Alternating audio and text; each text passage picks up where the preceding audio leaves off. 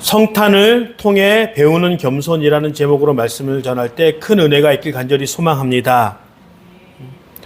지금 지구상에서 가장 강성한 나라가 있다면 그것은 아마도 모든 사람들이 다 입을 아파요 미국이라고 이야기할 것입니다.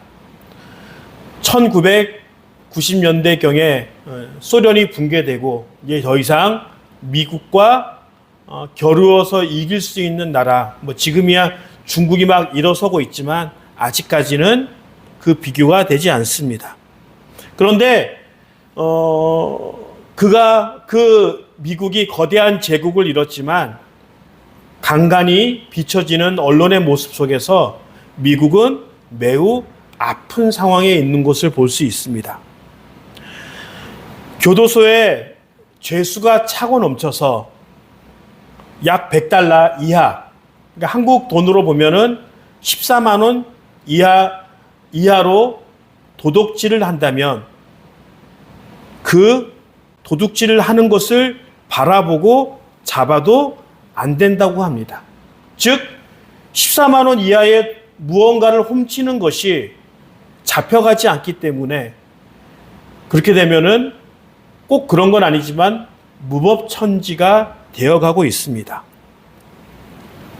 또 인터뷰를 통해서 보니까 그렇게 $100 이하를 훔쳐가는 사람을 그 건물이나 매장을 지키고 있는 가드들이 그것을 잡으면 또 안 된대요. 그러니까 샌프란시스코나 이렇게 중요한 도시의 도심 가운데 그 매장들이 사라지는 것들을 보게 됩니다. 그런데 이런 절도의 문제보다 더 무섭고 심각한 일들이 일어나는데 그것은 바로 마약의 문제입니다. 모든 도시, 모든 미국이 그런 것은 아니지만 이 마약으로 인해서 특별히 펜타닐이라고 하는 이 값싸고 중독성이 매우 강한 이 마약을 통해서 미국이 매우 빠르게 또 퍼져가고 있는 것을 보게 됩니다. 미국에서 10대에서 50대까지 사람이 죽는데 여러 가지 이유들 때문에 죽잖아요. 그런데 사람들이 죽는 것의 퍼센테이지가 바로 이 펜타닐이라고 하는 마약에 중독이 돼서 사망하는 확률이 여러 가지 암이나 교통사고나 여러 가지 사건들에 비하여 제일 높은 사망률에 이르게 됩니다. 제가 지금 영상을 이렇게 좀 편집해서 보여드릴 텐데 얼마만큼 미국에서 마약의 문제가 심한지 한번 잠깐 보도록 하겠습니다. 그럼 몸이 어떻게 될까요? 그냥 가만히 이러고 가만히 서 있는 사람들 되게 많잖아요. 네, 그렇죠. 그게 우리 샌프란시스코에서 많이 보게 되는 모습. 이 모습이 미국 사이에 퍼지고 있습니다. 사람들이 이런 마약을 하게 되는 것들이 뭔가 돌파구를 찾거나 순간의 쾌락을 위해서 많은 사람들이 시작을 합니다.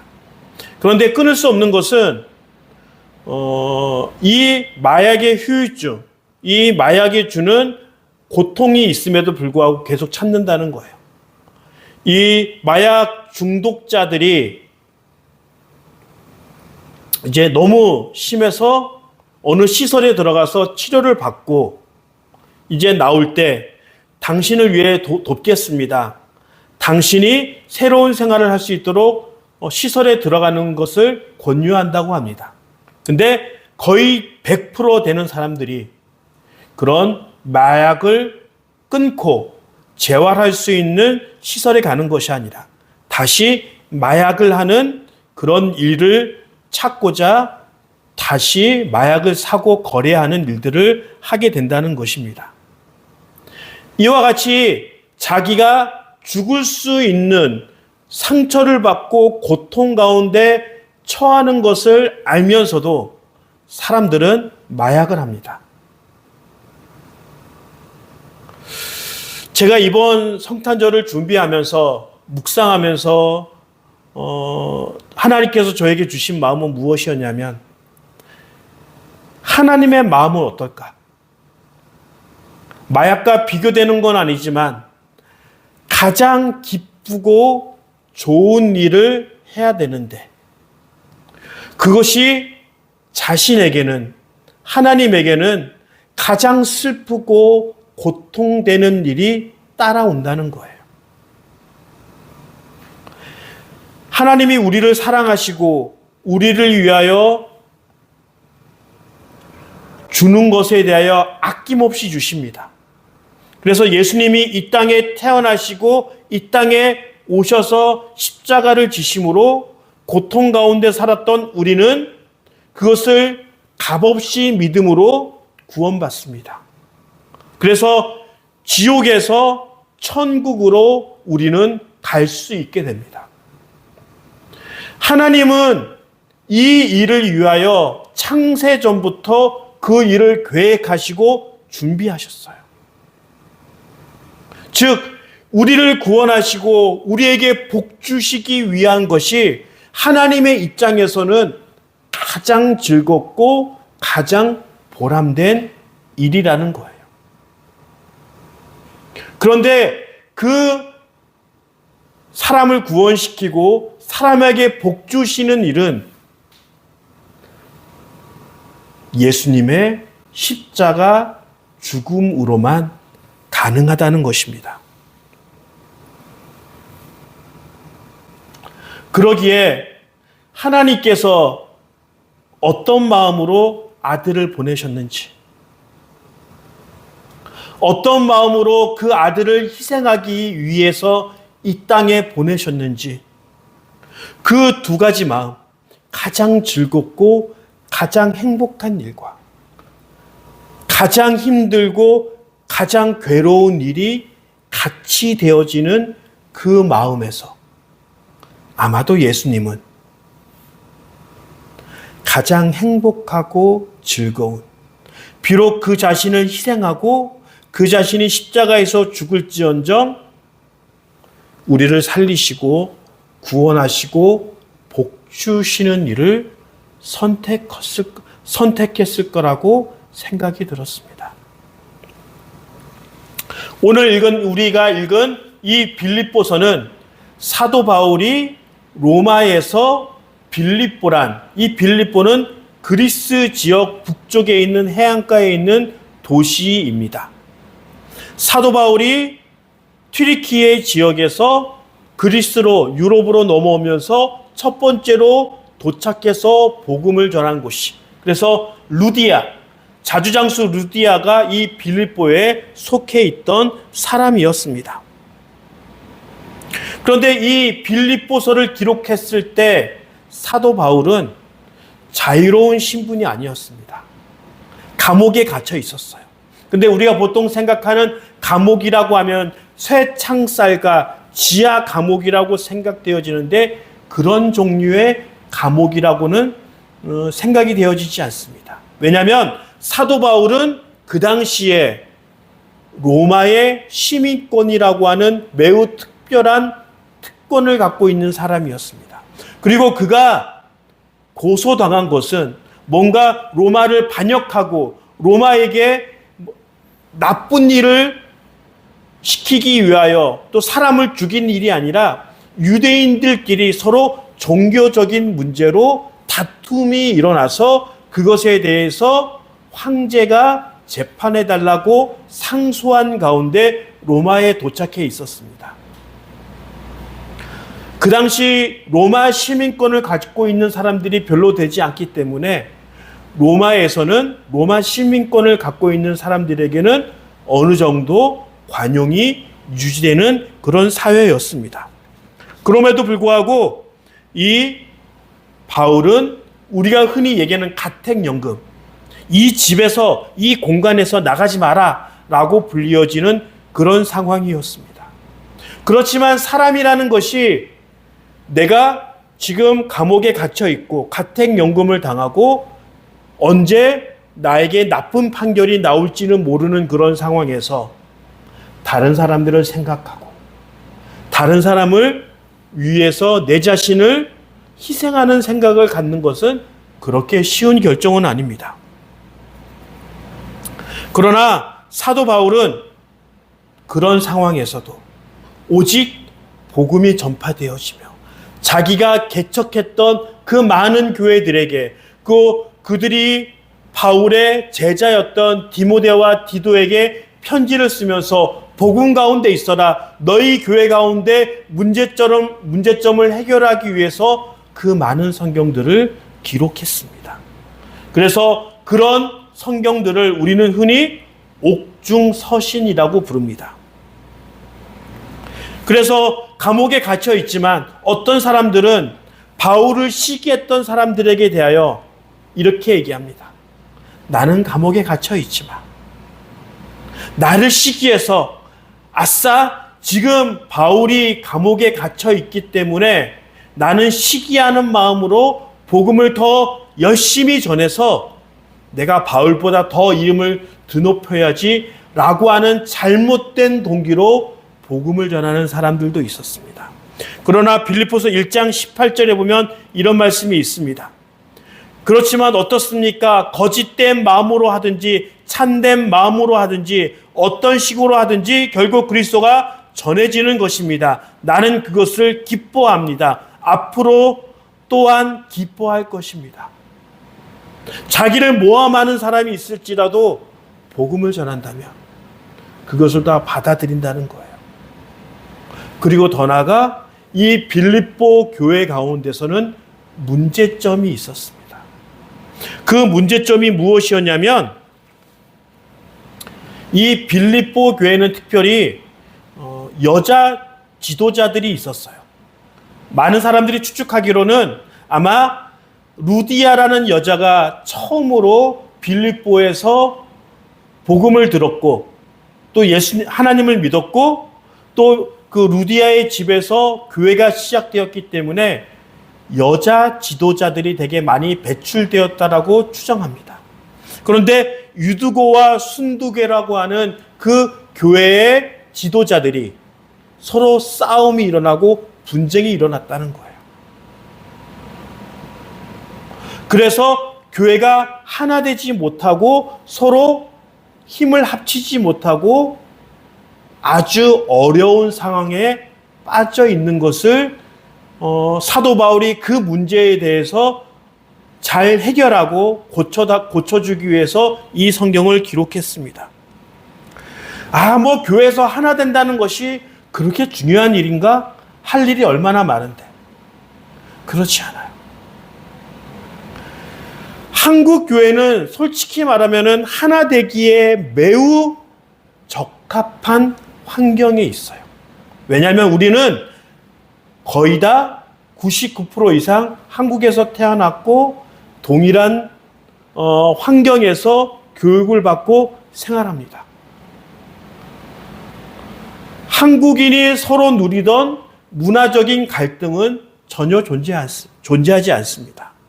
사람의 생각의 차이가 있어서 다를 수 있지만 민족과 상황과 환경에서 오는 다름은 그렇게 드러나지 않습니다.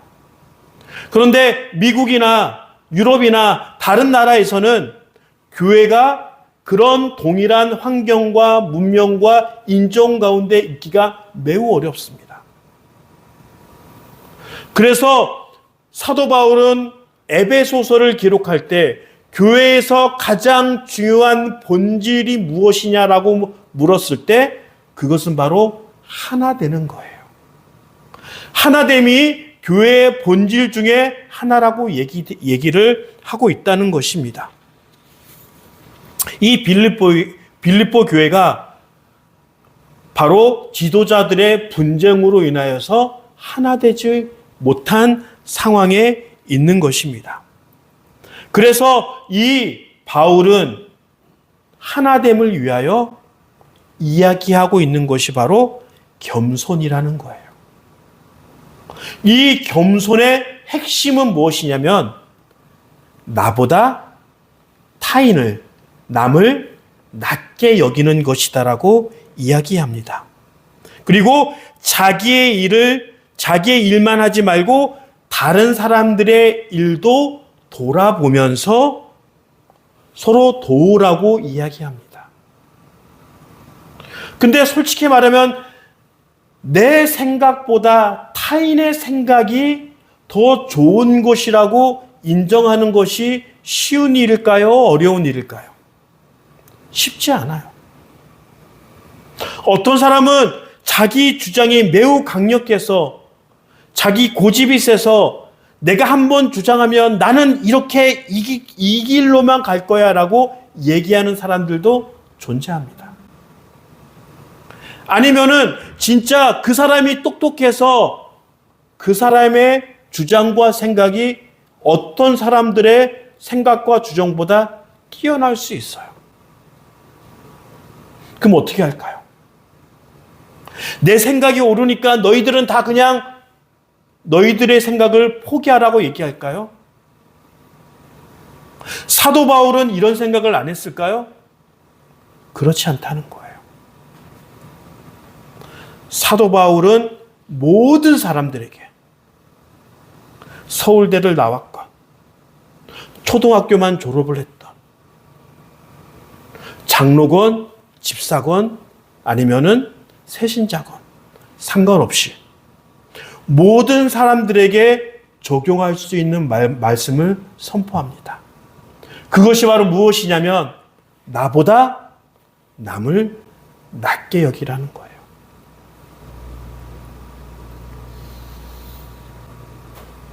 나보다 남을 낮게 좋게 여기는 것은 결코 쉬운 일이 아닙니다. 그런데 사람들이 이렇게 얘기합니다. 내 생각이 진짜 좋은 것 같은데, 내 생각이 정말 최고의 플랜인데, 저 사람은 내 생각보다 한참 떨어지고, 저 사람은 배우지도 않았고, 저 사람은 뭐 교회 얼마나 나와서 기도를 얼마나 했다고, 믿음이 얼마나 있다고, 그렇게 생각할 수도 있습니다.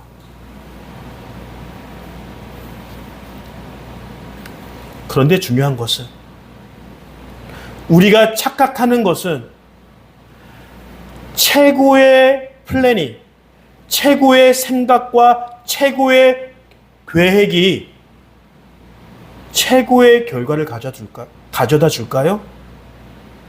그렇지 않다는 거예요. 최고의 생각, 가장 좋은 생각이 가장 좋은 결과를 꼭 가져다 주는 것은 아니라는 거예요.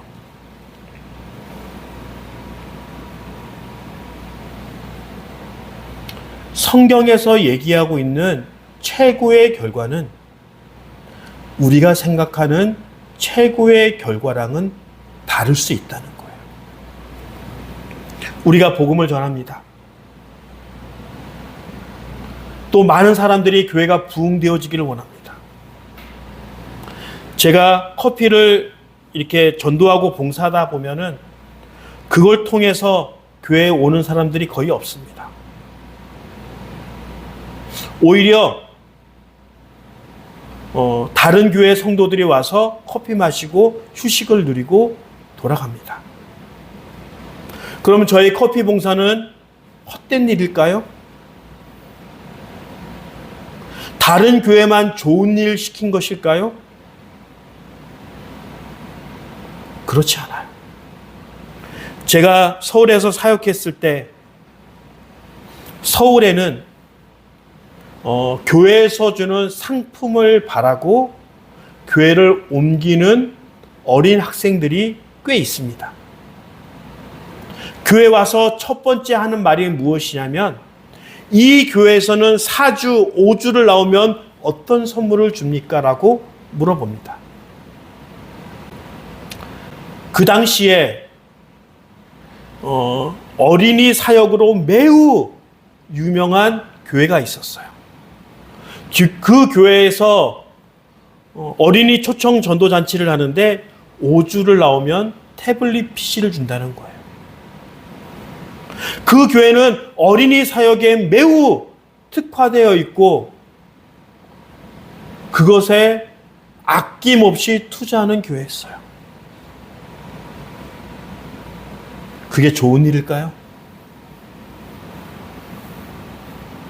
자기 교회에서만 좋은 일이에요. 그러나 그 주위에 있는 많은 교회에게는 그 일이 나쁜 일이 될 수 있어요. 그리고 우리는 내가 꼭 복음을 전하고 봉사하고 섬겨서 그 사람이 우리 교회에만 나오면 좋지 다른 교회에 나가는 것은 별로 좋은 것으로 여기지 않는다는 거예요. 인간적인 마음에 충분히 그럴 수 있어요. 그러나 그 사람이 우리 교회에 오지 않고 다른 교회에 나가는 것도 성공일까요? 실패일까요? 성공일 수 있어요.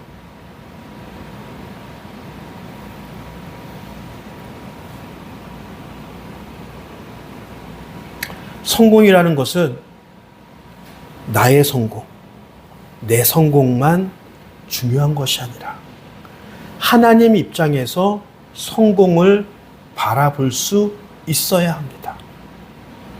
부흥이 어떤 경우에는 우리 교회에 내가 열심히 노력했고 내가 열심히 전도해서 우리가 그 열매를 거둘 수 없을지라도 그 열매가 다른 교회에서 열매가 나며 그 열매를 수확하며 그것이 10년, 20년 뒤에 수확할 수 있을지라도 내가 복음을 전하고 섬기며 사랑했다면 그것은 성공인 거예요.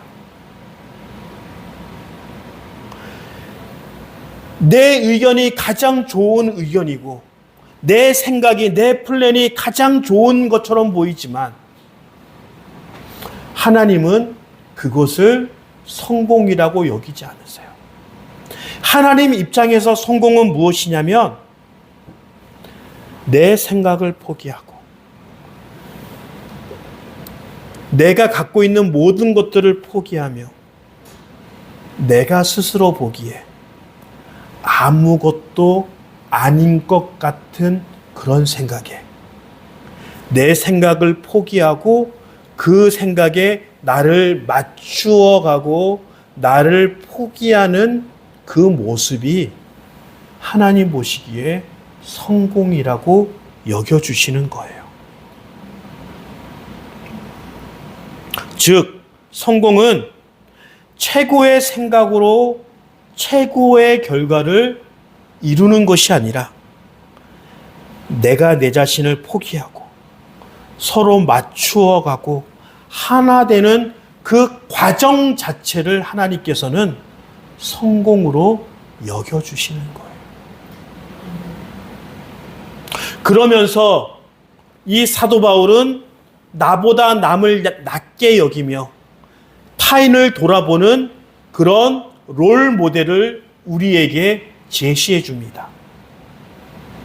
그것이 바로 예수님이 우리를 위해 이 땅에 오신 그 사건을, 즉 성탄절의 그 의미를 지금 서로 분쟁하고 싸우며 네가 옳다, 내가 옳다, 내 의견이 가장 좋은 의견이다라고 그렇게 분쟁하는 교회 가운데 예수님의 탄생의 의미를 문제 해결의 솔루션으로 제시하고 있는 거예요.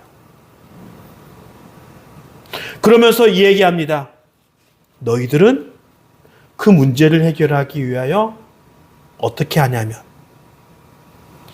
예수님의 마음을 품으라.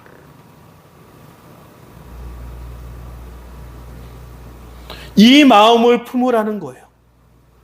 하늘 보좌에서 사람으로 낮아지시고 사람에서 죄인으로 낮아지시고 죄수에서 죄인에서 죽음까지 낮아지신 그 예수님.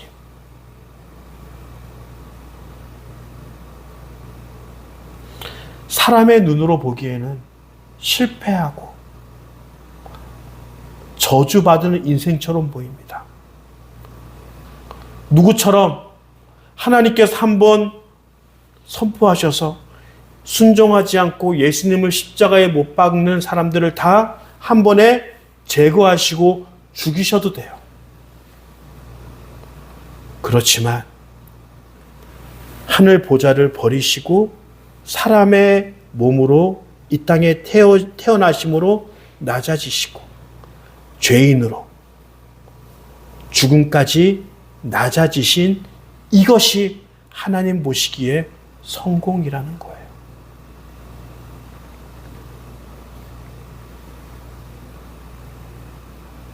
그러면서 이 얘기합니다. 예수님의 그 이름을 높여 주셨다라고 고백합니다. 성경에서는 이름이라는 것이 단순히 호칭이 아닙니다. 하나님께서 천지를 다 창조하신 다음에 남자인 사람에게 이름을 지어줍니다. 아담아. 비로소 그 창조가 사람의 그 존재가 이름을 불러주고 이름을 지어줌으로 창조가 완성이 됩니다. 이름이라는 것은 호칭이 아니라 그 사람 전체를 이야기합니다. 그렇게 낮아지시고 죽음까지 낮아지셨을 때 하나님께서 그 이름을 높여주셨다라고 얘기합니다.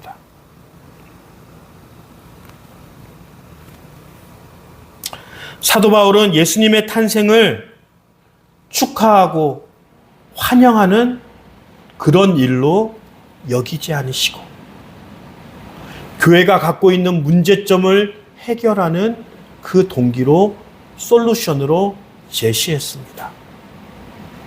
예수님의 성탄이 예수님께서 이 땅에 태어나신 것이 그냥 우리가 즐기고 환호하며 축하하는 일도 분명히 해야 합니다. 그렇지만 과거의 사건으로만 취급되어지는 것이 아니라 지금 우리에게 일어나는 그 수많은 문제점들을 해결할 수 있는 유일한 가치, 유일한 해결책이 성탄의 진정한 의미로 받아들여야 한다는 것입니다. 지금 우리 삶 가운데 어떤 문제가 있습니까? 하나님이 이 땅에 오신 것으로 우리의 문제점들을 해결할 수 있는 해결책으로 그렇게 음성 듣고 해결책을 받아가는 하나님의 귀한 시간이 되길 간절히 축원합니다. 그것이 성탄이 주는 가장 큰 의미입니다. 그리고 그것이 성탄이 지금 이 순간에도 현재적인 사건으로 우리의 삶을 만져주시고 해결해 주시는 그 일로 나아갈 수 있다는 거예요.